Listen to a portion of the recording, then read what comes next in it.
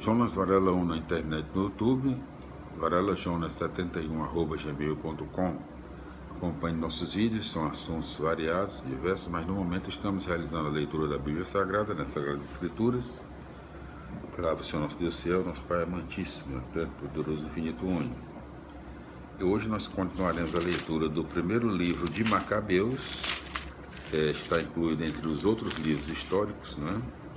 Resistir em nome da fé. Ainda na sua terceira parte, né? Ainda na sua terceira parte, vamos ver aqui, sua terceira parte, Judas Macabeu, líder da resistência, no seu capítulo 8, né? Sua terceira parte, no seu capítulo 8. Então, em todos os seus 32 versículos. Vamos para a leitura de hoje, no nosso vídeo. Então, primeiro livro de Macabeus, capítulo 8, primeiro tópico, um sistema promissor? É uma pergunta, né? Judas ouviu falar da fama dos romanos, que eram poderosos e valentes. Diziam que eram bons para com seus aliados e ofereciam acordos de amizade a quem quer que os procurasse. Falaram-lhe também das guerras e proezas que eles tinham realizado entre os gauleses, como os tinham derrotado e obrigado a pagar-lhes tributo. Falavam também do que eles tinham realizado na região da Espanha para se apossarem das minas de prata e ouro que havia por aí, e ainda como dominavam todos os lugares com prudência e persistência, mesmo que algum lugar ficasse muito distante deles.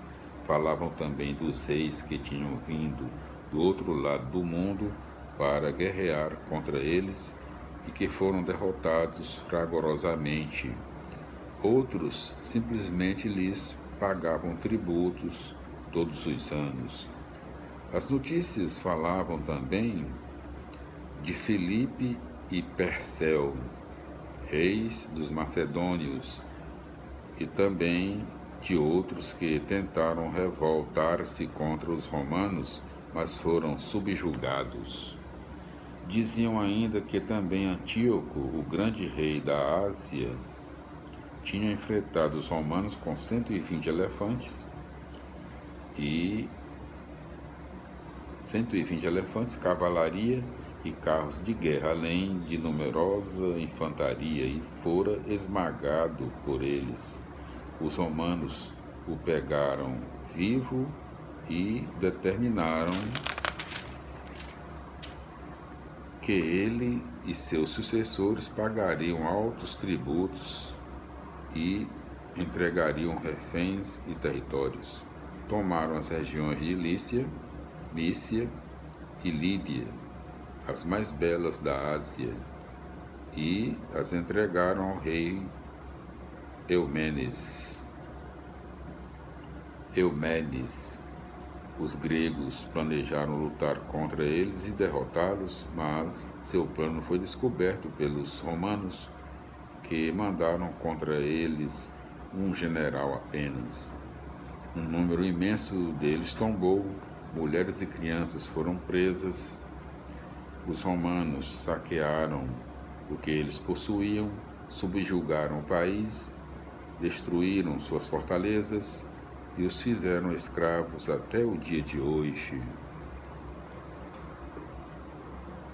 Outros reinos e ilhas que foram capazes de resistir a eles em outra ocasião, por fim, foram derrotados e escravizados. Com os seus amigos, porém, e com todos os que confiavam no seu apoio, os romanos sempre conservavam sua amizade. Eles dominaram reis, tanto de perto quanto de longe. Todos os que ouviam o seu nome ficavam com medo. Aqueles a quem eles querem ajudar em suas pretensões ao trono chegam a ser reis. A quem querem depor, eles depõem.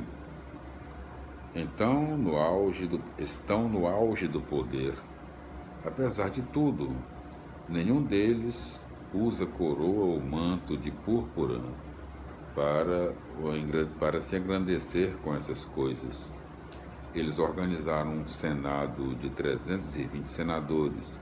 Diariamente estão se consultando uns aos outros e a respeito do povo e da melhor maneira de governá-lo. Para cada ano confiam a um deles o encargo de dirigir o Senado e governar o país. Todos obedecem a esse único homem e não existe inveja nem rivalidade entre eles. Segundo o tópico do capítulo 8 do primeiro livro de Macabeus, o perigo da aliança com os grandes. Judas escolheu Eupolemo, filho de João, da família de Acos, e Jação, filho de Eleazar, e mandou os dois a Roma para firmar um acordo de amizade e mútua defesa, com a intenção de sacudir a dominação grega, pois sentiam que o reino dos gregos estava reduzindo Israel à escravidão.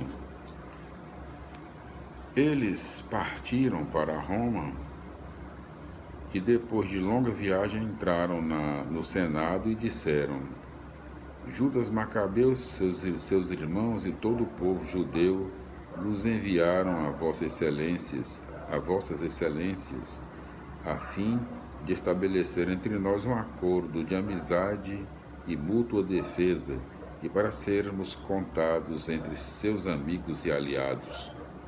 Os senadores aprovaram o pedido.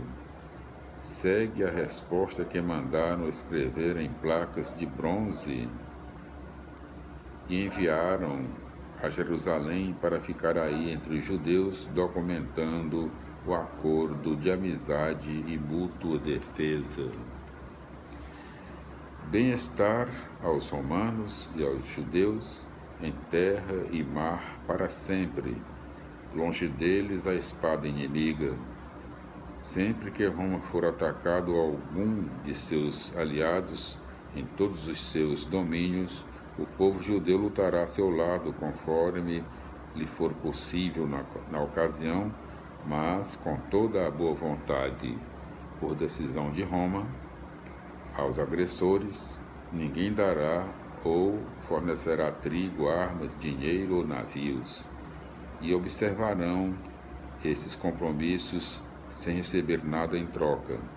Da mesma forma, se o povo judeu for atacado, os romanos lutarão ao seu lado com todo o interesse, conforme lhes for possível na ocasião.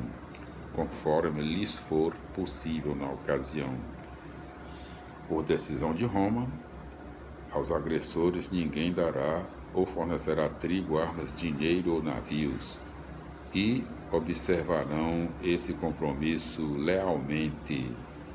Isso é o que ficou combinado entre romanos e judeus. Além do mais, se alguma das partes quiser acrescentar ou tirar alguma coisa, só se fará de comum acordo, e o que for acrescentado ou retirado terá força de lei. Quanto aos estragos que o rei Demétrio está provocando aos judeus, nós já lhe escrevemos nestes termos: porque você oprime tiranicamente os judeus, nossos amigos e aliados? Se eles vierem outra vez queixar-se de você, nós defenderemos os direitos deles, atacando vocês por terra e mar.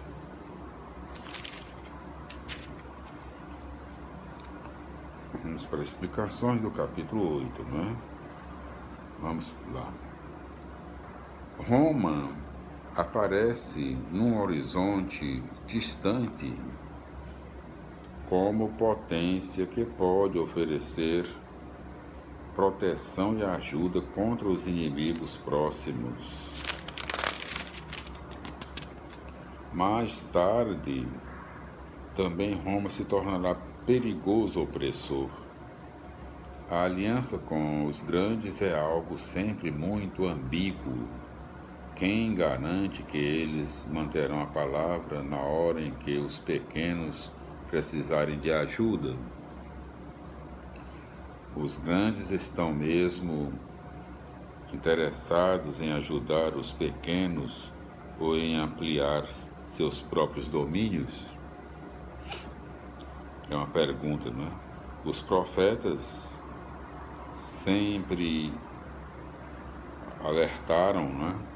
Os profetas sempre alertaram para o perigo das alianças com os poderosos. De fato, Roma nunca auxiliou os judeus. Ao contrário, mais tarde se tornará a maior opressora deles. Então, meus irmãos, minhas irmãs, nós concluímos no nosso vídeo de hoje a leitura do capítulo 8 e as explicações do mesmo do primeiro livro de Macabeus. Nós voltaremos no nosso próximo vídeo com a continuação da leitura do primeiro livro de Macabeus, no seu capítulo 9, né? Seu capítulo 9. A paz do Senhor, glória a Deus, aleluia, amém, felicidades e até lá.